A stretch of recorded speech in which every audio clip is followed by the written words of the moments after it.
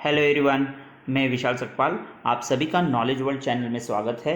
इस video lecture में हम एंटी डिफेक्शन लॉ और 10th schedule of Indian constitution के बारे में समझने वाले हैं। इस वीडियो लेक्चर को आपको समझने से पहले आपने ये चैनल सब्सक्राइब नहीं किया हो तो चैनल को सब्सक्राइब ज़रूर करना, और वैसे ही वहाँ पे जो बेल बटन है उसको प्रेस ज़रूर करना, जिसकी वजह से आपको ऐसे ही नॉलेजेबल वीडियोज़ के बारे में आपको इन्फॉर्मेशन मिलती रहे। तो हम एंटी डिफेक्शन लॉ समझने के लिए हमें बहुत सारी बेसिक टर्मिनोलॉजीज पता होनी चाहिए। जैसे हम स्टार्ट करते हैं डिफेक्शन के साथ। डिफेक्शन मतलब क्या? तो कोई भी मेंबर किसी एक पार्टी से चुनाव में जीतने के बाद पार्टी स्विच करके दूसरे पार्टी में वो ज्वाइन करता है तो उसे कहा जाता है डिफेक्शन। तो अब ये डिफेक्शन की वजह से बहुत सारी समस्याएं यहाँ पे रेज होती है। पहला होता है सबवर्जन ऑफ इलेक्टरल मैंडेट। अब सबवर्जन ऑफ इलेक्टरल मैंडेट मतलब क्या? तो हमारे इंडिया में जो इलेक्शंस होते हैं वो पॉलिटिकल पार्टीज़ के बेसिस पे होते हैं। मतलब अब ये बहुत सारे दुनिया में बहुत सारे कंट्रीज़ में ऐसे ही इलेक्शंस कंडक्ट किए जाते हैं, बट इंडिया में थोड़ा सा अलग ट्रेंड है। बहुत बार क्या किया जाता है कि कैंडिडेट का character come but political party का नाम ज़्यादा इम्पोर्टेंस दिया जाता है। तो यहाँ पे किसी कैंडिडेट ने ए पार्टी का सिंबल लेकर या पार्टी का नाम लेकर इलेक्शन में वो खड़ा था, और उसके बाद वो चुनाव में जीतने के बाद वो पार्टी चेंज कर देता है और वो बी पार्टी में स्विच होता है। तो यहाँ पे उसे ए पार्टी का कैंडिडेट समझकर यहाँ पे लोगों की गलती हो गई, क्योंकि यहाँ पे उन लोगों के साथ ये क्या है, धोखाधड़ी है। तो उसे ही कहा जाता है सबवर्जन ऑफ इलेक्टरल मैंडेट। दूसरा ये है affect the normal functioning of government. Normal functioning को कैसे अफेक्ट करेगा? तो यहाँ पे ये होता है कि हमारी पार्लियामेंट्री डेमोक्रेसी में कोई भी गवर्नमेंट फॉर्म करने के लिए आपके पास मेजोरिटी होनी चाहिए। अब किसी पार्टी ने यहाँ पे मेजोरिटी के साथ गवर्नमेंट फॉर्म की, बट उसमें से बहुत सारे मेंबर्स ने पार्टी छोड़ना स्टार्ट कर दिया, तो उसकी वजह से वो गवर्नमेंट अनस्टेबल हो सकती है और गवर्नमेंट के काम में बहुत सारी समस्याएं या बाधाएं आ सकती है। तो इसकी वजह से ये प्रॉब्लम आती है। Then next one, promote horse trading. अब हॉर्स ट्रेडिंग मतलब क्या कि जैसे अब यहाँ पे आपको समझना है कि जैसे यहाँ पे हमारे एक एग्जाम्पल लेते हैं कि एक स्टेट है जिसमें 100 क्या है, असेंबली में सीट्स है। तो यहाँ पे 100 में से किसी भी पार्टी को क्या करना है कि गवर्नमेंट फॉर्म करना है, तो वहाँ पे उनके पास मिनिमम 51 मेंबर्स होने चाहिए। अब यहाँ पे 51 मेंबर के साथ उन्होंने गवर्नमेंट तो फॉर्म कर ली, बट यहाँ पे उनके जो अपोजिशन में जो है 49 मेंबर्स, तो वो क्या करते हैं, बहुत बार अपनी गवर्नमेंट फॉर्म करने के लिए इन 51 मेंबर्स में से बहुत सारे मेंबर्स को इन्फ्लुएंस करते हैं कि जैसे आपको उस गवर्नमेंट में कोई आपको पोजीशन नहीं मिली है तो वो ऑफर करते हैं, इवन यहाँ पे पैसे भी ऑफर करते हैं, इवन अदर पोजीशंस भी ऑफर करते हैं। तो उसी को ही कहा जाता है हॉर्स ट्रेडिंग। तो हमारे पॉलिटिकल सिस्टम में हॉर्स ट्रेडिंग जो वर्ड यूज किया जाता है वो इसी कंटेक्स्ट में यूज किया जाता है। देन नेक्स्ट वन, अब यहाँ पे इंडियन पॉलिटिकल सिस्टम में बहुत फेमस फ्रेज है आयाराम गयाराम। अब ये यूज़ क्यों की जाती है? क्योंकि जब कभी कोई मेंबर पॉलिटिकल पार्टी छोड़कर दूसरी पॉलिटिकल पार्टी ज्वाइन करता है या इवन बार बार पार्टी चेंज करता रहता है, तो उस दौरान आयाराम गयाराम ये फ्रेज़ यूज़ की जाती है। बट अब ये फ्रेज़ इवॉल्व होने के पीछे जो पर्सनैलिटी थी वो थे गयालाल। अब ये गयालाल एक हरियाणा के विधायक है जिन्होंने 1967 में 15 दिन में लगभग 3 बार पार्टी चेंज की थी। मतलब पहली बार उन्होंने इंडियन नेशनल कांग्रेस से जनता पार्टी में गए थे और जनता पार्टी में से वो फिर से कांग्रेस में आए थे। जब उनका कांग्रेस में फिर से जब आए तो स्वागत करते दौरान राव बीरेंद्र सिंह इन्होंने ऐसा कहा था कि Gaya Ram is now Aaya Ram. But यहाँ पे गयालाल फिर से रुके नहीं, तो उन्होंने फिर से 9 दिनों में क्या किया, कांग्रेस से जनता पार्टी ज्वाइन कर ली। तो ऐसे इसी वजह से ये फ्रेज बहुत पॉपुलरली यूज की जाती है, आयाराम गयाराम। अब evolution of anti defection law. अब जैसे कि हमारा जो देश आज़ाद हुआ था तो उस दौरान इंडियन नेशनल कांग्रेस बहुत पॉपुलर और बड़ी पार्टी थी, बट उसके साथ साथ जैसे आगे जाते हैं तो पार्टी का इवोल्यूशन होता गया, बहुत सारी पार्टीज फॉर्म होने लगी और हमारे देश में पार्टी पॉलिटिक्स स्टार्ट हो गया। अब ऐसी ही सिचुएशन में क्या होने लगे, बहुत सारे डिफेक्शंस होने लगे, बहुत सारे सांसद, बहुत सारे विधायक पार्टी छोड़कर एक जगह से दूसरी जगह जाने लगे। तो उसको ही स्टडी करने के लिए यहाँ पे वाई.बी. चौहान इनके अंडर एक कमेटी बनाई गई थी। वाई.बी. चौहान उस टाइम के हमारे होम मिनिस्टर थे। तो यहाँ पे उन्होंने ये ऑब्जर्व किया कि ऐसा डिफेक्शन होने के लिए रीजंस है कि उनको क्या किया जाता है, बहुत बार ऑफिसेस, मतलब जैसे कि उनको मिनिस्ट्रीज ऑफर की जाती है या इवन पैसे ऑफर किए जाते हैं, तो उसकी वजह से यहाँ पे डिफेक्शन होते हैं। तो ये उनका ऑब्जर्वेशन था। और उसी के साथ उन्होंने गयालाल इनको याद करते हुए पार्लियामेंट में ऐसा कहा था, आया राम गया राम। तभी से ये फ्रेज बहुत पॉपुलर है इंडियन पॉलिटिक्स में। अब यहाँ पे वाई.बी. चौहान इनके बाद दो ऐसे सेपरेट कमिटीज बनाई गई थी कि जिन्होंने फिर से एंटी डिफेक्शन लॉ बनाने की कोशिश की थी, जिसमें पहली कमेटी थी उमा शंकर दीक्षित। अब ये कमेटी 1973 में फॉर्म की थी। Uma Shankar Dikshit union home minister रह चुके हैं इंदिरा गांधी के गवर्नमेंट में। उनके बाद दूसरी कमेटी बनाई गई थी शांति भूषण कमेटी। ये 1978 में कमेटी बनाई गई थी और ये कमेटी मोरारजी देसाई गवर्नमेंट के दौरान बनाई गई थी और शांति भूषण उनके गवर्नमेंट में उस दौरान यूनियन लॉ और जस्टिस मिनिस्टर थे। तो यहाँ पे ये दोनों भी कमेटी क्या हुई, अनसक्सेसफुल हुई। अब यहाँ पे हमें पता है कि वहाँ पे कंडीशंस भी वैसे थे कि जो मोरारजी देसाई गवर्नमेंट थी वो इतनी स्टेबल गवर्नमेंट नहीं थी, इसी वजह से वहाँ पे सक्सेस होना इम्पॉसिबल था। तो यहाँ पे थर्ड अटेम्प्ट लिया गया राजीव गांधी द्वारा। अब ये 1985 में लिया गया। अब यहाँ पे राजीव गांधी इनकी गवर्नमेंट बहुत स्ट्रांग गवर्नमेंट थी उस टाइम पे, क्योंकि उन्होंने 400 सीट्स लगभग जीते थे हमारे टोटल लोकसभा में से। अब ये इंदिरा गांधी इनके असैसिनेशन के बाद इलेक्शंस हुए थे, तो इसी वजह से हम ये कह सकते हैं कि सिंपैथी पे उनको इतने सारे सीट्स मिले थे। बट उसी दौरान उन्होंने ये एंटी डिफेक्शन लॉ बनाने में वो कामयाब रहे। अब हम यहाँ पे एंटी डिफेक्शन लॉ के बारे में समझते हैं। तो एंटी डिफेक्शन लॉ की वजह से बहुत सारे चेंजेस किए गए हमारे कॉन्स्टिट्यूशन में, जैसे आर्टिकल 101, 102, 190 एंड 191।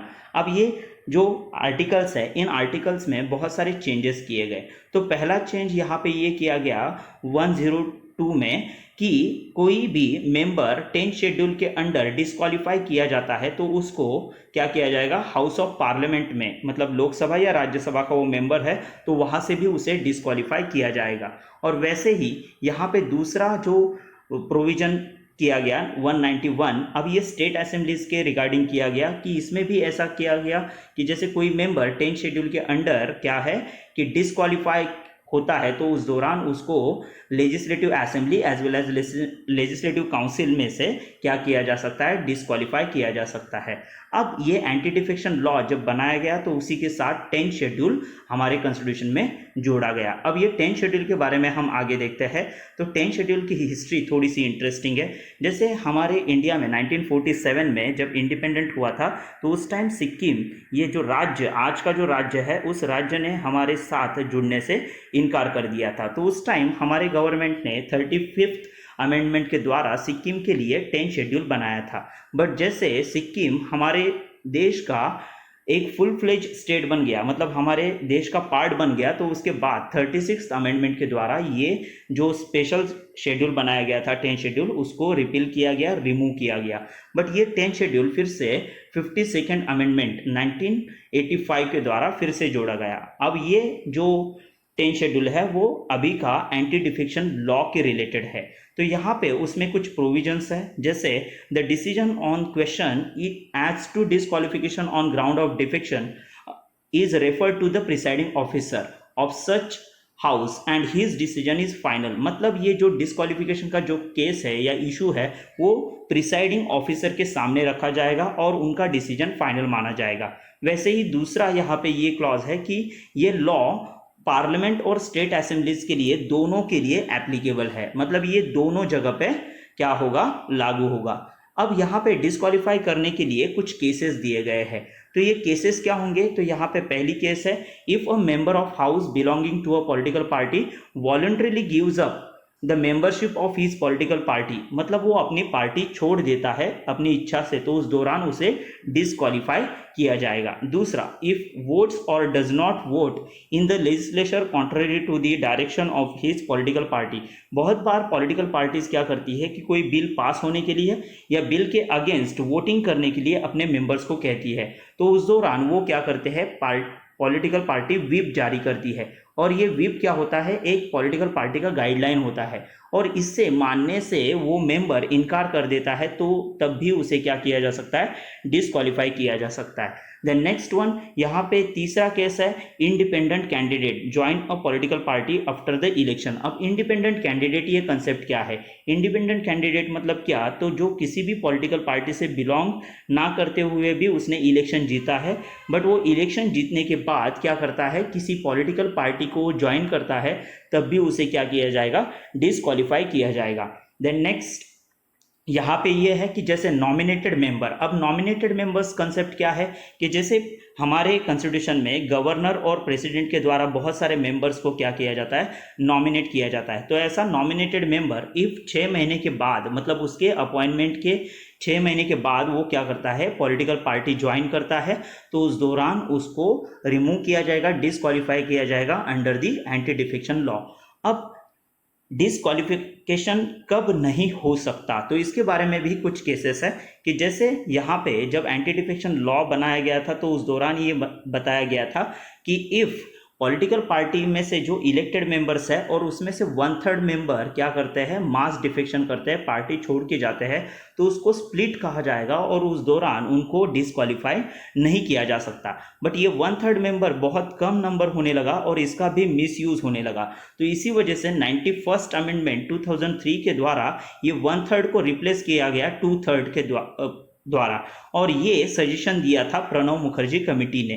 तो ये प्रणब मुखर्जी कमेटी, इन्होंने ये बताया कि 1/3 की जगह पे हम 2/3 कर देते हैं, और 2/3 इतने मेंबर इफ पार्टी छोड़ के चले जाते हैं तो उस दौरान उनको डिस्क्वालीफाई नहीं किया जा सकता। तो अभी के केस में हमें ये याद रखना है कि 1/3 नहीं है, तो अब क्या है, 2/3 केस है, और ये 1/3 को जैसे स्प्लिट माना जाता था तो वैसे 2/3 को मर्जर कहा जाता है, ये आपको पता होना चाहिए यहाँ पे।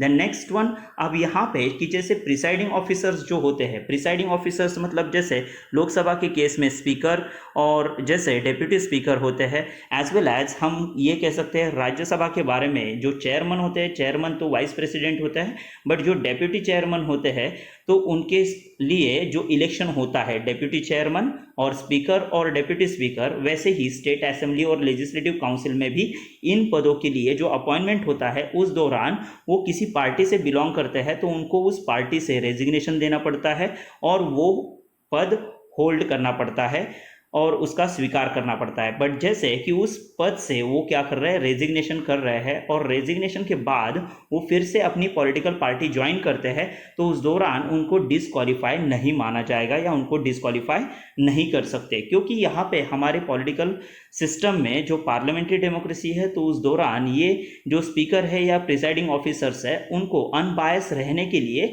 ये रेजिग्नेशन प्रोसेस हमने बनाई है, तो ये आपको पता होना चाहिए। Then next one, as well as हमने एक देखा था कि जैसे पॉलिटिकल पार्टी का जो व्हिप होता है, जिसे हमने पॉलिटिकल पार्टी की गाइडलाइन भी कहा था, तो ये जो गाइडलाइन है उसके अगेंस्ट वोट करता है तो उस दौरान उसको डिस्क्वालीफाई किया जाता है। बट यहाँ पे ये प्रोविजन है कि ऐसे लिए वो क्या करता है, परमिशन लेता है, मतलब पॉलिटिकल पार्टी की परमिशन के साथ वो क्या करता है, व्हिप के अगेंस्ट या गाइडलाइन के अगेंस्ट वोट करता है, एज वेल एज वो क्या करता है कि उसे वोटिंग के बाद 15 दिनों में वो पॉलिटिकल पार्टी माफ कर देती है, तो उस दौरान उसको डिस्क्वालीफाई नहीं किया जा सकता, ये आपको यहाँ पे समझना है। Then next one, a split in a political party will not be considered a defection if a complete political party merges with another political party। अब यहाँ पे split के साथ साथ ये भी बताया गया है कि जैसे एक पार्टी कोई है और वो दूसरे पार्टी में एज इट इज मर्ज हो जाती है तो उस दौरान इस पार्टी को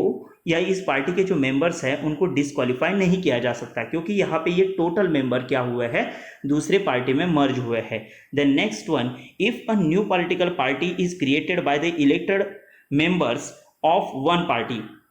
अब जैसे किसी एक्स पार्टी से क्या हुआ था कि किसी स्टेट से क्या हुए बहुत सारे मेंबर्स, या जैसे हमारे पार्लियामेंट में क्या हुए, इलेक्ट हो गए, और उसके बाद इलेक्ट होने के बाद जो इलेक्टेड मेंबर है उन्होंने ये डिसाइड किया कि हम एक नई पार्टी फॉर्म करते हैं, मतलब वो पहले एक्स पार्टी से बिलोंग करते थे बट इलेक्शन में जीतने के बाद उन्होंने वाई पार्टी बना दी, तो इस दौरान भी इलेक्टेड मेंबर्स ने बनाई हुई नई पार्टी है, इसी वजह से भी उनको डिस्क्वालीफाई नहीं किया जा सकता, मतलब ये रीज़न नहीं होगा कि उनको डिस्क्वालीफाई किया जाने के लिए।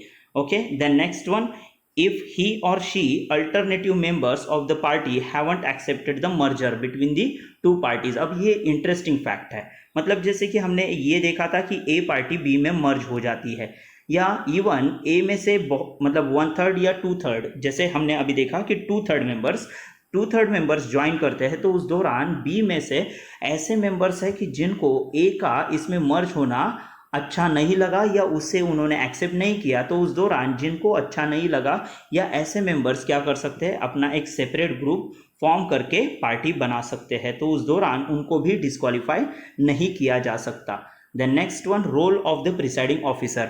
अब यहाँ पे जैसे एंटी डिफेक्शन है या डिस्क्वालिफिकेशन प्रोसेस के लिए जो रोल होता है वो हमें पता होना चाहिए। अब जैसे हमने पहले ही देखा है कि 10 शेड्यूल में ये मेंशन है कि जो प्रिसाइडिंग ऑफिसर है उनके सामने ये केस रखा जाएगा डिस्क्वालिफिकेशन बारे में और उनका डिसीजन फाइनल होगा। एज वेल एज ये जो प्रोसीडिंग्स होती है वो प्रोसीडिंग्स पूरे तरीके से कंडक्ट की जाती है पार्लियामेंट के हाउस में as well as legislature of the state, मतलब किसी स्टेट के बारे में है तो उनके स्टेट लेजिस्लेचर में वो क्या किया जाएगा, प्रोसेस कंडक्ट किया जाएगा। Then next one, controversial role of presiding officer. अब बहुत बार क्या होता है कि जो पॉलिटिकल पार्टी के जो मेंबर्स हैं उन्हीं में से क्या किया जाता है, प्रिसाइडिंग ऑफिसर को अपॉइंट किया जाता है। अब हमने ये भी देखा था कि उन्होंने रेजिग्नेशन देकर वो पद का स्वीकार किया है, बट वहाँ पे ये पता होना चाहिए कि ऐसा रेजिग्नेशन देने के बाद वहाँ पे थोड़ी वो अपनी लॉयल्टी कम कर सकते हैं, तो यहाँ पे वो कंट्रोवर्सी होती है बहुत बार कि उनकी लॉयल्टी क्या है कि चेंज हो सकती है और उस दौरान वो क्या कर सकते हैं, उनका मिसयूज करते हैं उस पावर का। जैसे हम कर्नाटका का केस में देखते हैं कि speaker in Karnataka assembly, Karnataka की जो स्टेट असेंबली थी उसमें से क्या किया था कि मेंबर्स को जो डिस्क्वालीफाई किया था, तो डिस्क्वालीफाई करने के बाद स्पीकर ने ये भी आदेश दिए थे कि उनको जो उनका रिमेनिंग टर्म है तो उसके लिए बाईपोल्स के लिए वो इलेक्शन में खड़े नहीं हो सकते। बट सुप्रीम कोर्ट ने ये खारिज कर दिया कि ऐसा नहीं हो सकता, क्योंकि हमारे जो रिप्रेजेंटेशन ऑफ पीपल एक्ट में ये मेंशन है कि किसी भी मेंबर को आप ऐसे इलेक्शन से इनकार नहीं कर सकते। तो इसी वजह से यहाँ पे सुप्रीम कोर्ट ने उनका डिस्क्वालिफिकेशन तो एग्री कर लिया, but it struck down the bar from the contesting bypolls, मतलब जो फिर से री इलेक्शन होने वाले हैं तो वहां पे वो इलेक्शन में खड़े हो सकते हैं। Then next one, Manipur assembly के बारे में। अब मणिपुर असेंबली के बारे में यहाँ पे बहुत कंट्रोवर्शियल इशू हुआ था कि यहाँ पे इन्होंने जो स्पीकर थे उन्होंने बहुत टाइम तक कोई एक्शन ही नहीं लिया, बहुत टाइम तक ये केस डिस्क्वालिफिकेशन का पेंडिंग रहा स्पीकर के पास। बट यहाँ पे ऐसा होने के भी बहुत सारे रीजंस है, वो हम आगे देखते हैं। अब ये loop holes in the anti defection law, तो लूप होल क्या है, तो वही लूप होल है जो मणिपुर के केस में हमने देखा, no time limit as per the law. अब जैसे यहाँ पे हमने देखा था कि हमारे जो 10 शेड्यूल में एज वेल एज जो एंटी डिफेक्शन लॉ में जो स्पीकर के पास पावर दी है या प्रिसाइडिंग ऑफिसर के पास जो पावर दी है उसके लिए कोई भी टाइम लिमिट नहीं दिया है कि इस टाइम में उनको इस डिस्क्वालिफिकेशन के बारे में डिसीजन लेना है, तो उसी का बहुत बार मिसयूज़ किया जाता है और उसी टाइम में बहुत बार हॉर्स ट्रेडिंग हो जाती है और उनको उन्हीं मेंबर्स को फिर से इन्फ्लुएंस करने की भी कोशिश की जाती है। Then next one, however it held that there may not be any judicial intervention. अब ये जुडिशियल इंटरवेंशन तब तक नहीं किया जा सकता जब तक प्रिसाइडिंग ऑफिसर अपना डिसीजन या अपनी ऑर्डर पास नहीं करते।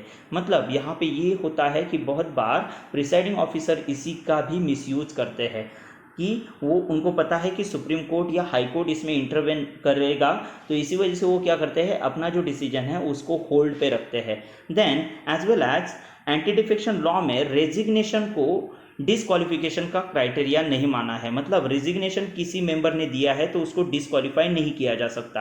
अब ऐसा क्यों, तो यहाँ पे ये हमने देखा है कि voluntarily gives up membership, voluntarily gives up membership has a wider connotation than resignation. मतलब यहाँ पे ये बताया गया है कि जब वो वॉलंटरली पार्टी छोड़ देता है तो उस दौरान उसके बहुत सारे डायमेंशंस हो सकते हैं, बट रेजिग्नेशन के दौरान क्या है, उसके डायमेंशंस कम होंगे, ऐसा यहाँ पे माना जाता है और इसी वजह से रेजिग्नेशन को डिस्क्वालिफिकेशन का क्राइटेरिया नहीं माना है। अब इसी का मिसयूज किया जाता है, उसके बारे में हम आगे देखते हैं। अब जैसे misuse of loop holes in the anti defection law, अब जो लूप होल्स है उनका भी मिसयूज कैसे किया जा रहा है। हमने ये देखा था कि जो 91st अमेंडमेंट है 2003 का, उसके साथ 1/3 का 2/3 में चेंज कर दिया गया। बट अब ये 2/3 होने के बाद भी बहुत सारे स्टेट असेंबलीज में इसका मिसयूज हो रहा है। तो कैसे हो रहा है, तो यहाँ पे फॉर एग्जांपल तेलंगाना का एग्जांपल लेते हैं। वहाँ पे एक्चुअली कांग्रेस के जो एमएलएज है उनकी स्ट्रेंथ कम थी, और वहाँ पे जो मेजर पार्टी थी वो थी तेलंगाना राष्ट्रीय समिति। तो उन्होंने तेलंगाना राष्ट्र समिति, इन्होंने क्या किया कि जो 12 कांग्रेस के जो एमएलएस थे उनको इन्फ्लुएंस करके टीआरएस में मर्ज कर दिया। तो ये जून 2019 का इशू है। तो वैसे ही गोवा में भी हुआ। गोवा में 15 एमएलएस थे कांग्रेस के, उसमें से 10 मेंबर्स को क्या किया कि बीजेपी उन्होंने ज्वाइन किया जुलाई 2019 में। और अभी रिसेंटली जो राजस्थान का केस चल रहा है, तो राजस्थान के केस में ऐसे ही हुआ था। राजस्थान में सितंबर 2019 में 6 बीएसपी जो बहुजन समाजवादी पार्टी के जो 6 एमएलएस है, उन्होंने क्या कर दिया था, बीएसपी छोड़कर जनवरी 2020 में उन्होंने कांग्रेस मेंबरशिप एक्सेप्ट किया। तो यहाँ पे ये 2/3 जो प्रोविजन है उसका भी बहुत बार मिसयूज किया गया है। अब जैसे अब कुछ नए मेथड्स भी डेवलप किए गए हैं। हमने अभी देखा था कि लूपहोल जो एंटी डिफेक्शन लॉ में है कि रेजिग्नेशन को क्राइटेरिया नहीं माना जाता। तो इसी वजह से क्या किया जाता है, इसी रेजिग्नेशन का फायदा उठाकर क्या किया जाता है, असेंबली की जो टोटल स्ट्रेंथ है उसको रिड्यूस किया जाता है। उसका एग्जाम्पल हम नेक्स्ट स्लाइड में समझने वाले हैं। बट ऐसा यूज पहली बार कर्नाटक में किया था, और अभी रिसेंटली उसका यूज अभी मार्च में मध्य प्रदेश में किया गया था। अब इसीलिए हम मध्य प्रदेश पॉलिटिकल क्राइसिस के बारे में एक एग्जांपल जो अभी रिसेंटली हुआ था वो हम देखते हैं कि वहाँ पे कैसे क्राइसिस रेज किया गया। अब जैसे मध्य प्रदेश में क्या है कि जो उनकी असेंबली है तो उसके 230 मेंबर्स है। तो 230 में से किसी भी पॉलिटिकल पार्टी को गवर्नमेंट फॉर्म करनी है तो वहाँ पे मैजिक नंबर या मैजिक फिगर क्या होनी चाहिए, more than half, that is 116 members. तो यहाँ पे कांग्रेस के जो टोटल मेंबर्स थे वो थे 114, देन बीजेपी के साथ थे 107, बीएसपी के 2 मेंबर्स, एसपी के 1 मेंबर और इंडिपेंडेंट थे 4। तो इसमें ये पता चलता है कि किसी भी पॉलिटिकल पार्टी के पास मेजॉरिटी फॉर्म करने के लिए कोई भी नंबर नहीं था। तो उस दौरान कांग्रेस ने क्या किया कि 114 मेंबर्स को लेकर उनके साथ बीएसपी और एसपी मतलब बहुजन समाजवादी पार्टी और समाजवादी पार्टी के ऐसे 3 कैंडिडेट्स को लेकर उन्होंने 170 मेंबर्स के साथ 117 मेंबर के साथ उन्होंने गवर्नमेंट फॉर्म की।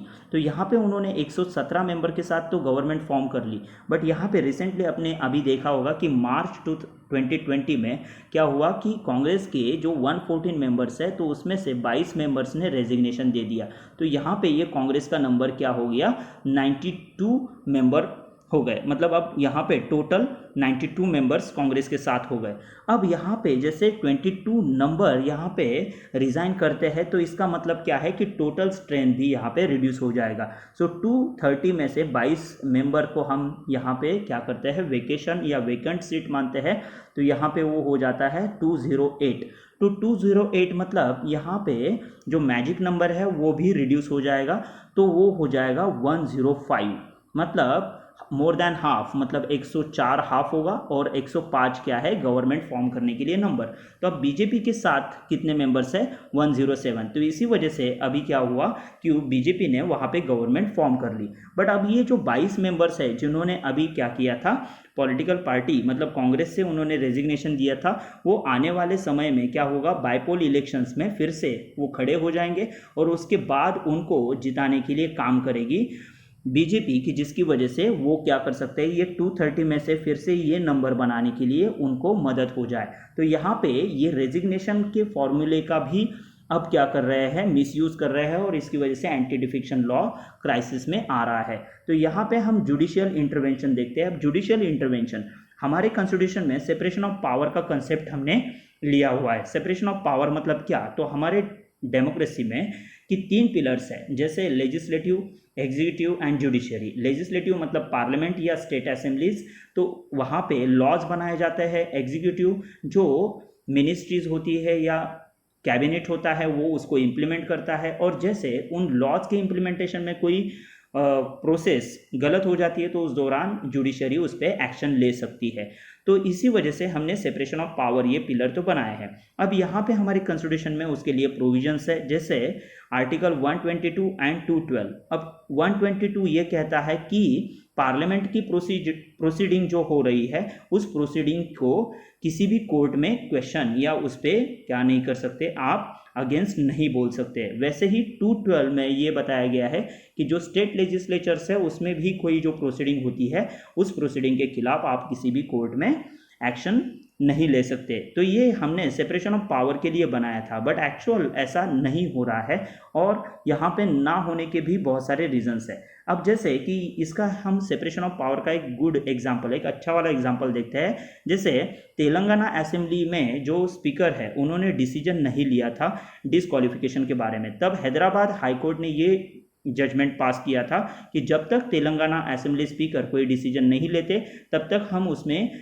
इंटरवेन नहीं कर सकते। तो यहाँ पे ये सेपरेशन ऑफ पावर का एक अच्छा एग्जाम्पल है। देन अब यहाँ पे ये है कि हमारे कॉन्स्टिट्यूशन में ये लॉ मेकिंग प्रोसीजर तो पूरे तरीके से लेजिस्लेटिव के पास तो दे दी है, बट यहाँ पे लेजिस्लेटिव ने कोई लॉ बनाने के बाद भी वो इनइफेक्टिव साबित हो जाता है, तो उस दौरान वहाँ पे कोर्ट का जुरिस्डिक्शन स्टार्ट हो जाता है। कोर्ट वहाँ पे क्या कर सकता है, डिस्क्रिशनरी पावर्स यूज कर सकता है। देन यहाँ पे 3 जज बेंच जो है हमारे सुप्रीम कोर्ट का, उन्होंने रिसेंटली ये भी बताया था कि यहाँ पे एक ऑब्लिगेशन होना चाहिए स्पीकर्स या प्रिसाइडिंग ऑफिसर्स पे कि ऐसे डिस्क्वालिफिकेशन के केसेस मैक्सिमम 3 मंथ्स में आपको सॉल्व करने ही चाहिए, और एक्स्ट्रा ऑर्डिनरी सर्कमस्टांसेस में आप क्या कर सकते हो, उसे कम ज़्यादा भी कर सकते हो। और यहाँ पे मणिपुर असेंबली का जो केस है 2020 का, तो उसमें ये बताया गया कि जो आपको जो मणिपुर असेंबली स्पीकर है उनको 4 वीक्स में डिसक्वालिफिकेशन के बारे में डिसीजन लेना ही चाहिए। अब ये क्यों, तो इसके बारे में हम आगे देखते हैं। तो मार्च 2020 में सुप्रीम कोर्ट ने क्या कर दिया कि जो मणिपुर में एक मिनिस्टर थे जो थोनजाम श्याम कुमार सिंह, तो इनको क्या कर दिया, रिमूव कर दिया। अब ये पहली बार हमारे हिस्ट्री में हुआ है कि हमारे कोर्ट ने किसी मिनिस्टर को क्या कर दिया है, रिमूव कर दिया। अब रिमूव करने का रीज़न ये था कि एंटी डिफेक्शन लॉ में ये प्रोसीडिंग है, ये बताया गया है कि स्पीकर या प्रिसाइडिंग ऑफिसर ने जल्दी डिसीजन लेकर डिस्क्वालीफाई किया जाना चाहिए। बट ये जो थोनाजाम श्याम कुमार सिंह जो थे, उनका बारे में जो केस था वो डिस्क्वालिफिकेशन का केस 2017 से स्पीकर के सामने पेंडिंग था, फिर भी उन्होंने कोई एक्शन नहीं लिया। इसी वजह से मार्च 2020 में ऐसा सुप्रीम कोर्ट को करने में मजबूर हुआ। देन नेक्स्ट वन, अब यहाँ पे सुप्रीम कोर्ट ऐसा इंटरवेन जब करता है तो उस दौरान वो आर्टिकल 142 का रेफरेंस देता है। तो 142 जिसके द्वारा ये कहा जाता है कि जैसे कि हमारे कोई लॉज है और उन लॉज में क्या है कि वो इनएडिक्वेट है, कि उसमें कोई ऐसा प्रोविजन नहीं है कि जिसकी वजह से वो क्लियरली मेंशन या बताया जाए कि यहाँ पे एक्शन कैसे ली जानी चाहिए। तो उस दौरान सुप्रीम कोर्ट अपना डिस्क्रिशनरी पावर यूज कर सकता है। ओके, देन नेक्स्ट वन, अब यहाँ पे कुछ जजमेंट्स है जो इंपॉर्टेंट जजमेंट्स है कि जो एंटी डिफेक्शन लॉ के बारे में लिए गए थे, जैसे किहोतो होलोहान केस जो 1993 का केस है। अब ये केस बहुत लैंडमार्क केस माना जाता है। इन्होंने क्या किया था कि जो लॉ है उसकी वैलिडिटी और एज वेल एज 10 शेड्यूल के अगेंस्ट ही उन्होंने चैलेंज किया था। इन्होंने ये बोला था कि जो सेक्शन 21B इसके अंडर जो 10 शेड्यूल का जो सेक्शन है उसमें ये बताया गया है कि आप किसी मेंबर को वो क्या करता है, वोट करने से इनकार करता है या उसमें वोट नहीं करता, तो उस दौरान आप उसके अगेंस्ट एक्शन लेते हो तो वो गलत है। बट यहाँ पे सुप्रीम कोर्ट ने ये बताया गया है कि हमारे यहाँ पे जो पार्लियामेंट्री डेमोक्रेसी है तो उस दौरान मेजॉरिटी या पार्टी के जो कुछ गाइडलाइंस है वो भी फॉलो करने ज़रूरी है। तो यहाँ पे फ्रीडम ऑफ स्पीच के बारे में ये बताया गया था कि फ्रीडम ऑफ स्पीच का ये वायलेशन है।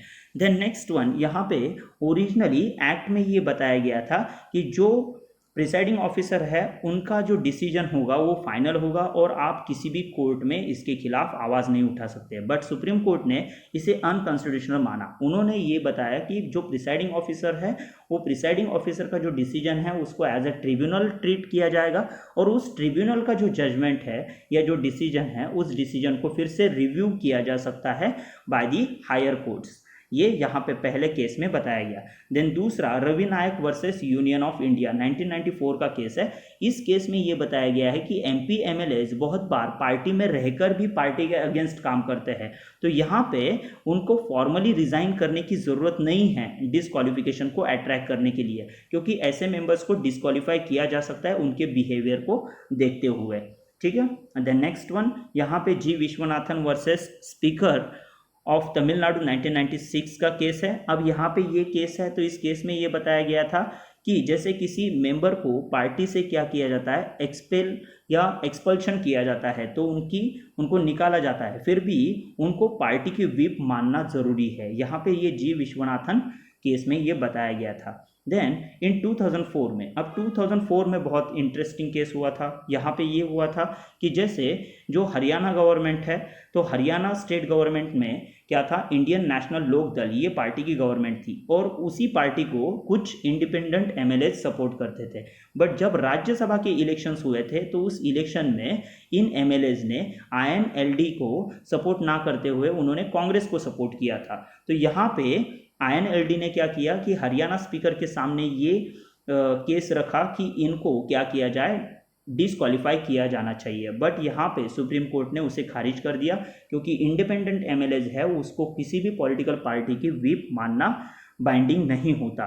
Then next one Rajendra Singh Rana versus Swami Prasad Maurya 2007 का केस है। अब इस केस में ये बताया गया था, जैसे मुलायम सिंह यादव, ये जो समाजवादी पार्टी से बिलोंग करते हैं, इन्होंने 2003 में गवर्नमेंट फॉर्म करने के लिए दूसरी पार्टी जो बहुजन समाजवादी पार्टी है, तो इसमें से 13 मेंबर्स थे, तो उनका सपोर्ट लिया था। बट ये सपोर्ट जो लिया था, तो उस दौरान इन 13 बीएसपी मेंबर्स को क्या किया गया था, डिस्क्वालीफाई किया गया था। तो इसी केस का जो ये लेकर दायरा लेकर बीएस येडियुरप्पा, इन्होंने क्या किया, कर्नाटक में जैसे उनको ये पता चला कि कांग्रेस और जनता दल के कुछ एमएलए मुझे सपोर्ट कर रहे हैं, तो उस दौरान उन्होंने इनका जो गवर्नर को लेटर दिया जाता है गवर्नमेंट फॉर्मेशन का, तो इनके नाम उसमें नहीं लिखे, क्योंकि उनको पता था कि इस केस में ऑलरेडी ये जजमेंट दिया है कि ऐसे मेंबर्स को क्या किया जा सकता है, डिस्क्वालीफाई किया जा सकता है। तो इसी वजह से उन्होंने वहाँ पे सिर्फ ये लिखा था कि हम गवर्नमेंट फॉर्म करने के लिए कैपेबल है।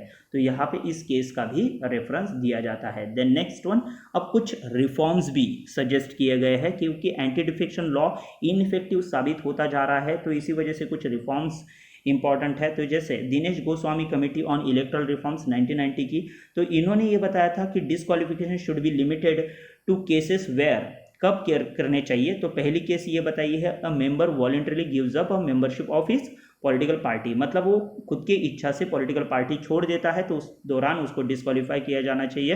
As well as a member abstain from voting और votes contrary to the party whip in a motion of vote of confidence और मोशन ऑफ नो कॉन्फिडेंस, तो इस दौरान ही उनको क्या किया जाना चाहिए, डिस्क्वालीफाई किया जाना चाहिए। मतलब वो पार्टी की हर बात के लिए क्या नहीं है, उनको ओबे करना जरूरी नहीं है, सिर्फ वो vote of confidence as well as vote of no confidence, उस दौरान ही उनको क्या करना है, पार्टी की व्हिप मानना कंपलसरी है, और इसी केस में उनको डिस्क्वालीफाई किया जाना चाहिए, ऐसा दिनेश गोस्वामी कमेटी ने सजेस्ट किया था। इसके साथ उन्होंने एक और सजेशन दिया था, the issue of disqualification should be decided by the president और governor on the advice of election commission, मतलब जैसे इलेक्शन कमीशन जो एडवाइस देता है प्रेसिडेंट और गवर्नर को, वो डिस्क्वालिफिकेशन का इशू उनके द्वारा सॉल्व किया जाना चाहिए, जो अभी प्रिसाइडिंग ऑफिसर के द्वारा सॉल्व किया जाता है, क्योंकि प्रिसाइडिंग ऑफिसर बहुत बार किसी पॉलिटिकल पार्टी से जुड़े होते हैं, तो इसी वजह से वहाँ पे वो थोड़ा सा बायसनेस आने की संभावना देखकर दिनेश गोस्वामी कमेटी ने ये सजेशन दिया था। देन नेक्स्ट वन, अब यहाँ पे हलीम कमेटी जो है, हलीम कमेटी इन्होंने ये बताया था, the word voluntarily giving up membership, अब ये क्या है कि कॉम्प्रहेंसिवली डिफाइन किया जाना चाहिए, क्योंकि वॉलेंटरली गिविंग अप मतलब क्या, तो खुद की इच्छा से, बट अब ये इच्छा मतलब ऐसा भी हो सकता है कि उस इच्छा के पीछे क्या रीजन है, तो वो रीजंस यहाँ पे डिफाइन किए जाने चाहिए। restrictions like the prohibition on joining another party or holding office in the government be imposed on the expelled member. अब यहाँ पे ये है कि जो किसी भी मेंबर को एक्सपेल किया जाता है तो उनको ये पाबंदियाँ लगाई जानी चाहिए कि वो किसी अदर पार्टी को ज्वाइन नहीं कर सकते, एज वेल एज कोई गवर्नमेंट ऑफिस भी होल्ड नहीं कर सकते जो उनका रिमेनिंग टर्म है उसके लिए। As well as the term political party should be defined clearly, ये भी इन्होंने बताया है कि यहाँ पे पॉलिटिकल पार्टी का एक क्लियर डेफिनेशन दिया जाना चाहिए। इसकी डिमांड हलीम कमेटी ने की थी। अब 170th report of law commission, इन्होंने ये बताया था कि यहाँ पे provision which exempt splits and the merger from the disqualified to be deleted. अब यहाँ पे स्प्लिट्स एंड मर्जर्स जो है इन केसेस का कोई यूज ही नहीं हो रहा है, तो इसी वजह से इनको डिलीट किया जाना चाहिए, ऐसा इन्होंने बताया था। मतलब provisions which exempt splits and mergers, तो ये एग्जाम्पशन नहीं दिया जाना चाहिए, ऐसा लॉ कमीशन ने बताया था। As well as pre poll electoral fronts should be treated as a political parties. मतलब जैसे जो पॉलिटिकल पार्टीज बहुत बार रीजनल पार्टीज क्या करती है नेशनल पार्टीज के साथ, या नेशनल पार्टीज भी रीजनल पार्टी के साथ क्या करती है, अलायंस फॉर्म करती है और वहाँ पे इलेक्शन कंडक्ट करती है। बट वही क्या करते हैं कि जब गवर्नमेंट फॉर्म करने की नौबत आती है तो बहुत बार वो क्या करते हैं, अलायंस तोड़ भी देते हैं, तो ये यहाँ पे नहीं होना चाहिए। जो प्री पोल अलायंस है उनको ही एज अ पॉलिटिकल पार्टी भी कंसिडर किया जाना चाहिए, ऐसा लॉ कमीशन ने बताया था।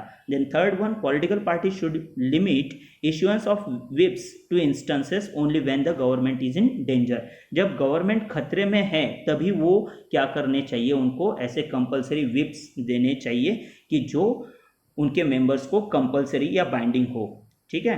देन नेक्स्ट वन, यहाँ पे इलेक्शन कमीशन ने भी कुछ सजेशन दिए थे। इलेक्शन कमीशन ने ये दिया था कि जो इलेक्शन कमीशन का जो बाइंडिंग एडवाइस है वो एडवाइस क्या किया जाना चाहिए, प्रेसिडेंट और गवर्नर द्वारा इंप्लीमेंट किया जाना चाहिए डिफेक्शन के दौरान। मतलब जो डिस्क्वालिफिकेशन का प्रोसेस है तो उस दौरान बाइंडिंग एडवाइस क्या होना चाहिए, इलेक्शन कमीशन का जो उन्होंने बताया है प्रेसिडेंट और गवर्नर, वही वहाँ पे फॉलो किया जाना चाहिए।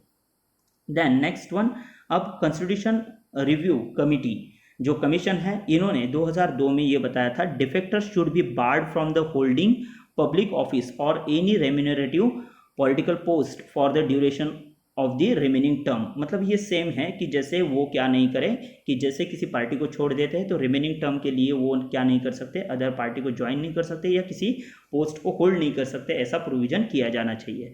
As well as the vote cast by defector to topple the government should be treated as invalid. अब यहाँ पे जो डिफेक्टर जो पार्टी छोड़कर चला गया है उसका वोट यहाँ पे गवर्नमेंट गिराने के लिए जिम्मेदार नहीं साबित होना चाहिए, मतलब उनका वोट काउंट नहीं किया जाना चाहिए, यहाँ पे ऐसा बताया गया है। देन नेक्स्ट वन, यहाँ पे जस्टिस जीवन रेड्डी कमेटी इन्होंने ये बताया था कि the commission advocated a total ban on splits and merger. मतलब वही कि जो मर्जर और स्प्लिट्स है उन पे टोटल बैन लगाया जाना चाहिए, क्योंकि इसका भी बहुत क्या किया जा रहा है, मिसयूज किया जा रहा है। And once a member has been elected on a ticket of a particular recognized party, then he should remain in that party till dissolution of the house। मतलब जो हाउस जब तक डिसॉल्व नहीं होता तब तक उसे उसी पार्टी के साथ रहना बाइंडिंग किया जाना चाहिए। एज वेल एज वो जब तक रेजिग्नेशन नहीं देता तब तक उसे क्या किया जाना चाहिए, उसी पॉलिटिकल पार्टी से बाइंडिंग या रहना कंपलसरी किया जाना चाहिए, ऐसा जस्टिस जीवन रेड्डी कमेटी ने बताया था। अब इतने सारे कमीशंस और कमिटीज़ बनाई गई, फिर भी हमारे सामने यही क्वेश्चन होता है, कैन लॉ प्रिवेंट डिफेक्शंस। मतलब सिर्फ कायदे या कानून बनाने से ही हमारे देश में ऐसे डिफेक्शंस रोके जा सकते हैं क्या? तो ये भी एक सोचने वाली बात है, और ऐसे समस्याओं को कम करने के लिए, हमारे डेमोक्रेसी को और मैच्योर करने के लिए हमारे जो लेजिस्लेटर्स है उनको थोड़ा सा मोरालिटी दिखाने की ज़रूरत है। इसी के साथ हम ये वीडियो समाप्त करते हैं। Thank you.